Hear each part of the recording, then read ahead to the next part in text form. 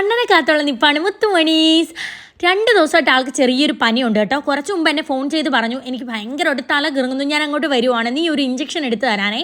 എത്ര വയ്യെങ്കിലും ഹോസ്പിറ്റലിൽ പോകാൻ ഇതുപോലെ മടിയുള്ള ഒരു മനുഷ്യൻ എൻ്റെ നീ ഒരു ഇഞ്ചക്ഷൻ എടുത്ത് തന്നാൽ മതി, പനിയൊക്കെ അങ്ങ് മാറുമെന്നാണ് പറയുന്നത്. എൻ്റെ കയ്യിൽ നിന്ന് കുത്തുമേടിക്കാൻ ഇത്രയും ഇഷ്ടമുള്ള ഒരു മനുഷ്യനെ. അങ്ങനെ ഒരു ഇത്തിരി ആവത് വന്നപ്പോൾ വീണ്ടും പുതിയ വീട് പണിയുന്നിടത്ത് പോയി. അങ്ങനെ വൈകുന്നേരം പൊന്നൂസ് മോണ്ടനും വന്നിട്ട് രണ്ടുപേരെ എൻ്റെ ട്യൂഷൻ ആക്കാൻ വേണ്ടിയിട്ട് പോവുകയാണ് കേട്ടോ. മോനോട്ട് ചെറിയൊരു പിണക്കത്തിലാണ്, അത് ആളൊരു ഉഷാറില്ലാതെ നിൽക്കുന്നത്. ഹോംവർക്ക് എഴുതിയിട്ടേ ട്യൂഷന് പോകുന്നത്. അത് ചെറുതായിട്ടൊന്ന് വഴക്ക് പറഞ്ഞ്.